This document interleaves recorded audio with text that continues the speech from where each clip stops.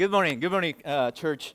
Uh, the title of this sermon is "Reflecting in Community, Fire Edition," and I don't know what comes to your mind when I say the word reflecting, but you might think if this is a sermon and we're reflecting, will you expect for me to speak the whole time? It wouldn't make sense to reflect in community if it's just me giving you a message.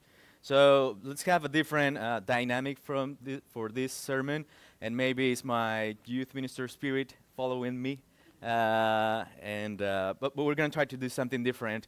I think that church is a community, and sometimes we just come here, we sit down, and we don't have community.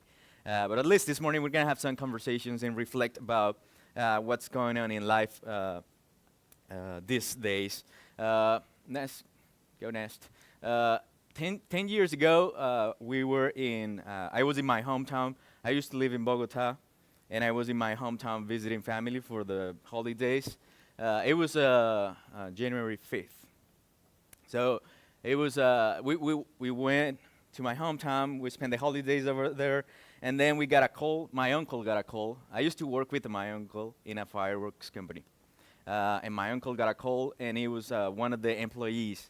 And he was like basically screaming and saying, the factory is just all over the place. Everything is exploding, and we got that call. So it's like, so what do? You know, we are like 8 hours away driving or 9 hours away from the factory. And he was just like, it's crazy. It's fireworks going everywhere because the factory is on fire. That's what he was saying. So it was like it was 10 years ago, and at that point I don't remember exactly the feelings that I felt at that point, but it was like kind of crazy, you know. It's like just to hear that, and you're not able to do anything. You're far away from the place. So I remember that we drove there, and when we got there, it was all burnt out because at that point, just everything was just blood. And you know, with fireworks, it just go one by one, and one starts, and then it fires the other one, and then it was explode, and then some of those got to the neighborhood. It was not in Bogota. It was outside of Bogota, so it was like in a rural place. But some houses were affected because of the explosions and all that.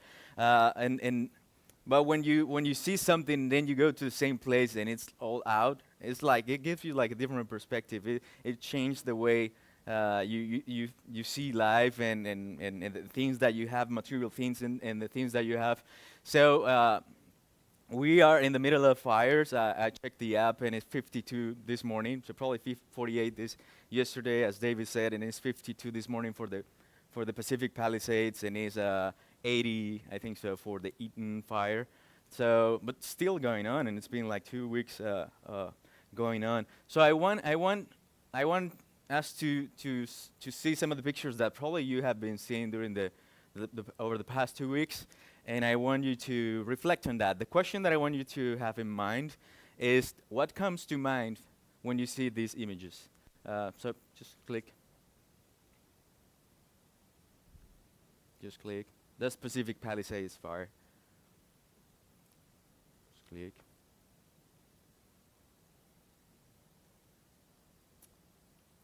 Okay. So I want to give you 3 minutes so you can have conversations with the people around you and have time. 3 minutes. That means if you are three, then you're going to have a minute about to speak. Give time to the other people that don't feel that they like to speak out. That's the question. Based on the videos and the news and the pictures and the stories and everything that you have seen, what comes to your mind when you see that? So click on the next one. Ron, please.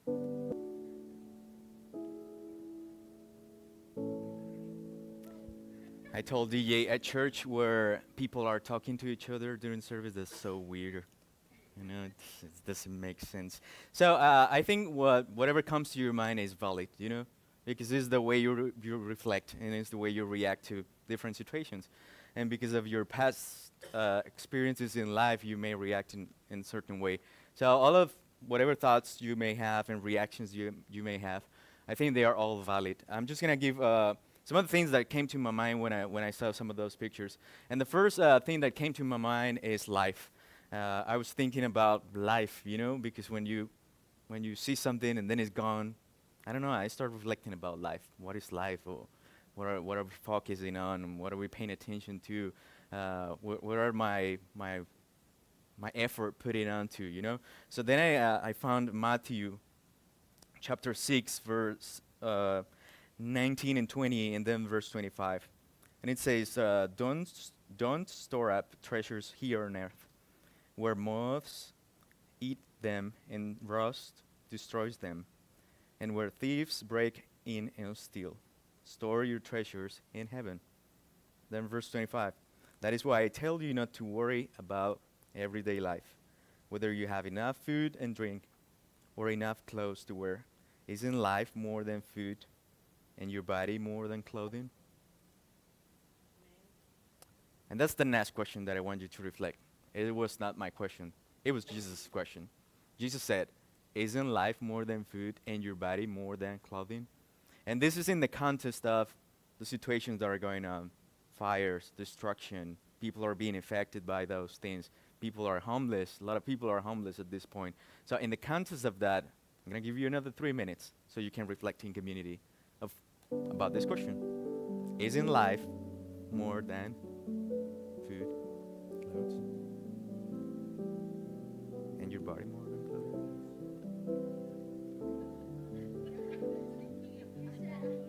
And if you say yes, then what?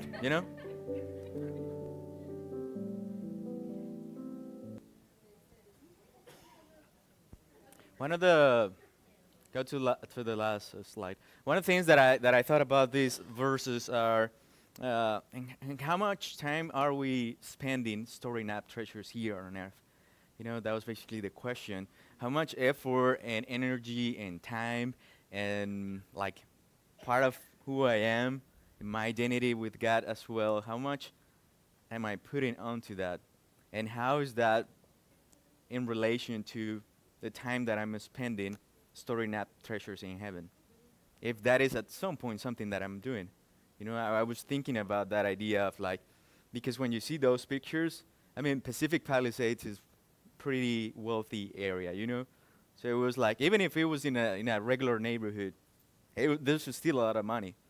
But that was a lot of money over there too, So when you see that kind of things and you're reflecting life, it's how much effort are we putting into that? Because Jesus said, if you store up treasures here on earth, it's going to be destroyed. And it's kind of like the scenario that we can see right now. It's going to be easily broken or steal. But how much effort, energy, and maybe, I don't know, greed, division, and all the things that we have to put together in order to get to that. And I don't think it's a bad thing to focus on the life, I don't think it's something wrong. And I'm not against storing up treasures here on earth. And I don't think that was the point of Jesus. The point of Jesus was how much are you doing here and how much are you doing there? And if you're paying a lot of attention here, isn't life more than this?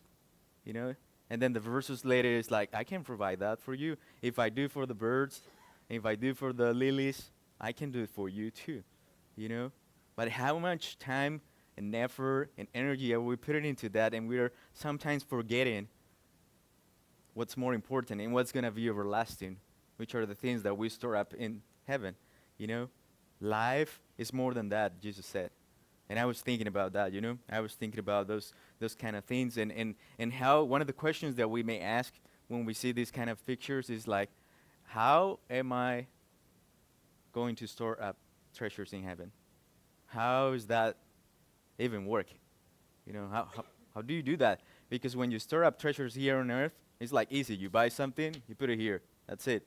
Well, in heaven, what do? You buy what? And you put there what? And where are you putting it? Those are valid questions about this. And one thing that I wrote several times in my outline is that the title is Reflecting in Community. It's not giving answers in community. The idea is not for us or for me to give you answers. The idea for me is to reflect, just to think about things. And And then I went to the Lincoln Avenue Church Christ. Go to the next pictures, and I drove by the the area that is blocked by the National Guard with police, and I was able to see just a few houses that were burned, but I cannot imagine what happened up from where the National Guard was blocking, because that's the area where everything was like a lot of the houses were completely destroyed. I was just able to see part of the houses that were like outside of the place where everything was burnt out. And I was like seeing these pictures. And I was there. The picture before that one was a Tesla, and like it's an expensive car, it's an electric things that you would like to have, and it was all burned out. And you can see houses. The only thing that was standing was the fireplace, and I don't know. You start reflecting about life and how how something that we can have and that we value and that we appreciate, which is like a house, can be destroyed just from one moment to another, you know? And it can be just crazy. And then one of the other things that I was thinking about that is the day of the Lord, or the day of the judgment or the second come, I don't know, how do you call it? But I was thinking about the day of the Lord, because there's some relation between fire and destruction and like everything being completely destroyed so that the new can take place. That take me to think about that, And 2 Peter chapter 3 verse 10 and 13 says, "But the day of the Lord will come as unexpectedly as a thief. Then the heavens will pass away with a terrible noise, and the very elements themselves will disappear in fire, and the earth and everything on it will be found to deserve judgment. Since everything around us is going to be destroyed like this, what holy and godly lives you should live, looking forward to the day of God and hurrying it along. On that day, He will set the heavens on fire, and the elements will melt away in the flames. But we are looking forward to the new heavens and the new earth He has promised, a world filled with God's righteousness." Go to the next slide. The question that I want you to reflect right now is, how much are you looking forward to the day of the Lord, or tied to the things of this world? How much are you looking forward to that day, or how much are you tied to the things of this world that maybe you don't even want that day because you have so much, or you're doing so much here and you love what you have here, that maybe you're missing that part? 3 minutes.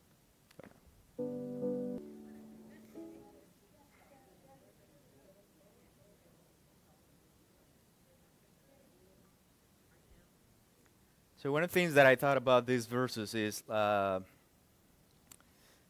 connected to the previous ideas and what we're looking. It's like it says that everything is gonna be burned out.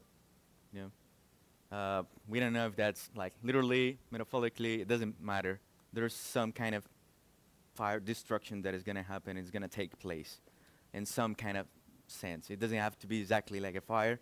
But something's going to happen, and it's going to bring things in a new way.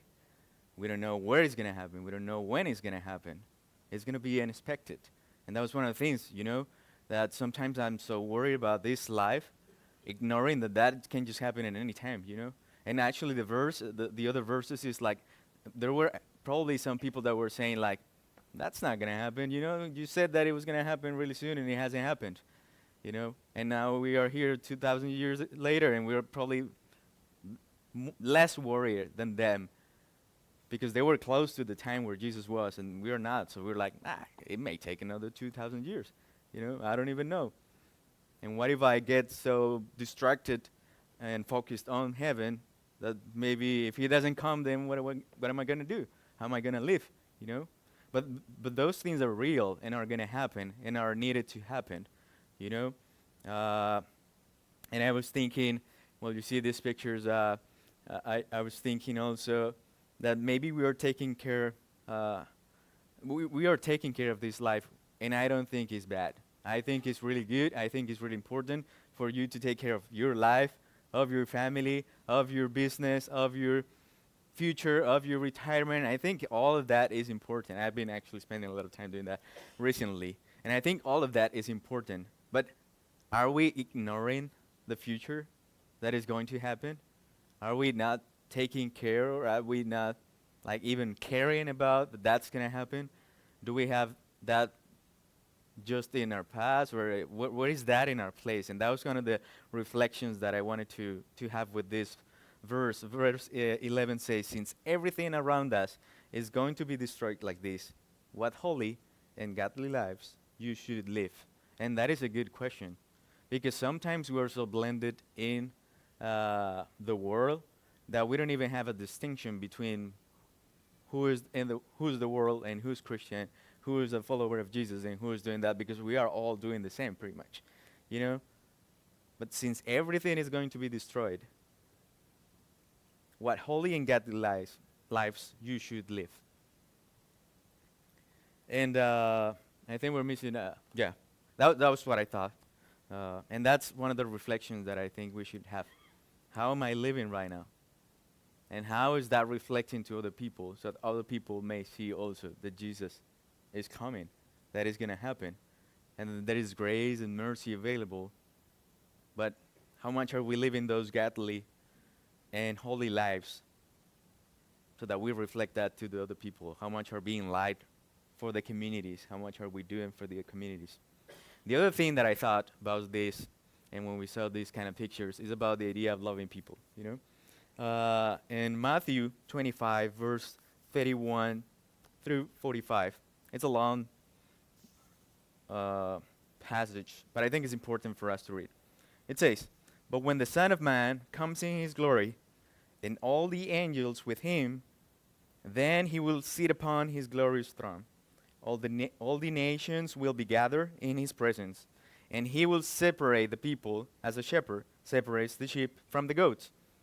He will place the sheep at his right hand, and the goats at his left.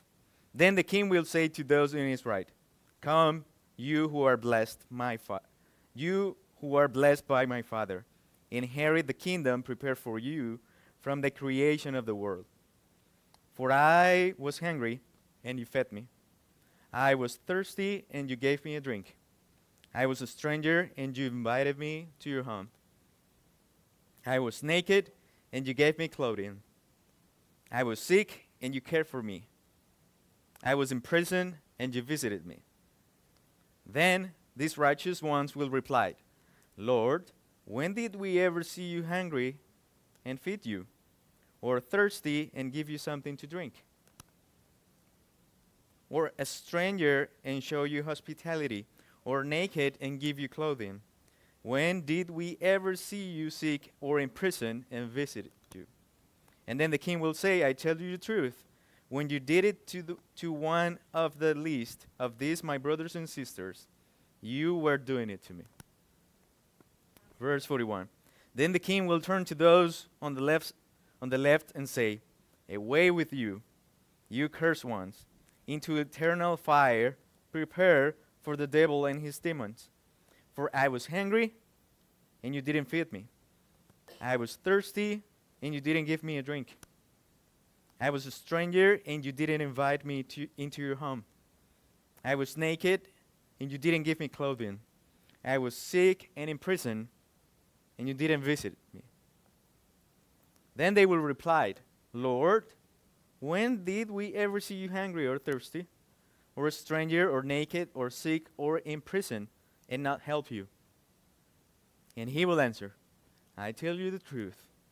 When you refuse to help the least of these, my brothers and sisters, you were refusing to help me. Ooh. A question. How do you react towards people in the context of people? Like, how do you react towards people when you see these kinds of situations? Like when you're watching the news and that's happening, how do you react to that? How do you react when you see people in need? How do you react when you see people homeless? How do you react when you see people in prison, naked? All that Jesus is talking about. That's the question. How do you react towards people when you see this kind of situation? 3 minutes.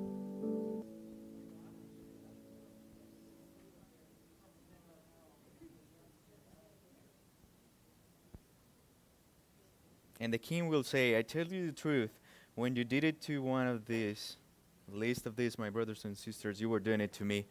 And when I was thinking about this, I said, I must confess that sometimes I react with indifference. It's like, okay, that's not happening to me. And sometimes when I was checking the fires, it's like, okay, so it's pretty away from me. Okay, so we're good, Oh, the air quality is so bad.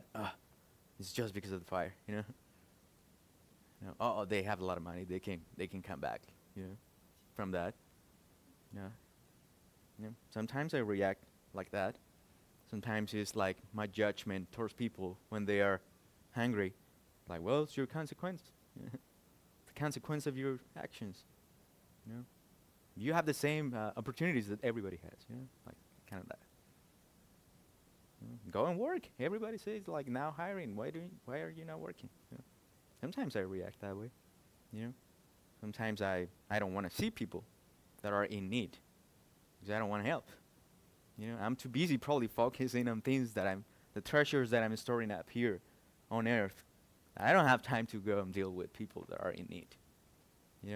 And if you see the verses, it's like me saying, I don't have time to be with you, Jesus. Because you said when you did it to them, you did it to me. And sometimes I don't have time for Jesus. I don't have time for the needy Jesus. I have time for the Jesus that is prosperous and will give me in abundance and will bless me and will forgive me and will give me everything that I want and beyond that. I have time for that Jesus. But for the Jesus that said, you didn't visit me, you didn't take care of me, you didn't feed me, you didn't give me water when I was thirsty, I don't have time for that Jesus. But I certainly have time for the Jesus that will help, the Jesus that will provide, the Jesus that will heal. I have time for that, And what happens is that we normally are so busy, but when those things come to your life, now you have time to go and find the Jesus that will heal, that will bless, that will give. Now apparently you have time. Because have you been in those situations where you're like, something is wrong, something is going on that you don't like in your life, and now you have time to pray, and now you have time to read, and now you have time to talk to the other people, now you want to go to church, now you want to do this and that, and then when everything is, you just come back to everything is okay, normal blessings, and you're like, okay, now I don't need to be close to Jesus. Oh, people in need? Oh no, I don't. Sometimes I react like that. Sometimes I don't feed the hungry, sometimes I don't show hospitality. And we can make a list of those things, the things that Jesus said, this is why you're here with me, this is why you're not here with me. And think about that, and think about how are we living our godly and holy lives that Peter was talking about, And then another question related to that is, how are we as a community, as a church, reacting towards people when these kind of things are happening? What are we doing as a church, as a community? Are we storing up treasures here on earth, or are we storing up treasures in heaven? Are we feeding the hungry? Are we visiting the people in prison? Are we showing hospitality? Are we doing this? Those are things. There are some things in the Bible that we need interpretation. And we need to go and check the original version. We need to go and say this is not clear. But there are things that Jesus said that is just like this. Well, how do you want me to explain that? That there was a person that was naked and you did give it clothes. You need any other explanation? There was a person that was hungry and you didn't give it food. You need an interpretation of that? There are some things clear from Jesus. But sometimes we are more focused on the things that needs to be interpreted, like things that we don't understand. And we're forgetting about the things that are simple, that Jesus cares a lot. And that's probably when we are probably storing up treasures here on earth more than in heaven. But I think it's a time for reflection, and I think also reflection give us time for growth and for opportunities, because we can see some of the things that are happening that we're maybe not doing well, and maybe we can do better, and that we can start doing something about it. Maybe we're focusing on things that are not really important, but maybe we can refocus in community. And that's why I thought about this moment that it will be important, because it's not just what I say, it's we as a body of the Jesus, we as a church collectively, what are we going to do? How are we going to interact? How are we going to respond to these kind of things? We're just going to keep watching the news and just wait till the app says 100% contained, and then we're like, good, their problem, you know? Not anymore. Okay, we'll see what happens. It's happened every year, you know? That why are they living over there if they know it's a fire in your place? You know, it's like, what are we going to do as a church, you know? It wasn't a time for answers. It was a time for reflection. One last thought about this. One of the pictures that I show you in the, and this is just a comment. I don't think, this is just a comment. I don't think things needs to happen this way, but it's just a comment that I have from this. You can see the line of cars. It was because the factory was on a interstate or something like that. It was in an important road that connect a lot of towns with Bogota. So because of the explosions, they closed the road, so there were a lot of people stuck in traffic. And you can see that I wasn't there. I was in my hometown, and then we drove, or we flew, I don't remember, to Bogota, and then to get to the factory. But there were several people stuck in traffic. One of the people that were stuck in traffic was Princess. And at that point, the previous year, that means 2014, Princess and I didn't talk. We didn't have any contact. That was one of the splits that we have, the big one that we had. And for that year, we have no communication, no connection at all. I didn't know what was going on with her, and she didn't know what was going on with me. But she was stuck in this traffic. And then she knew that the fireworks factory that exploded was the fireworks factory from my uncle and the one that I work. And then she started thinking, was Danny there? I mean, you never know. You know, if I could have been working there, and that could have happened. And at that point, maybe you don't have time to run because it's just explosions, you know? So we didn't have any loss at that particular situation, but there have been loss in fireworks factory explosions. So she started thinking about that, and then she reached out to my dad, asking, is Danny okay? Was he there? What's going on? And then my dad said, he's okay, you can reach out to him. And then she reached out to me, and everything started again because of that.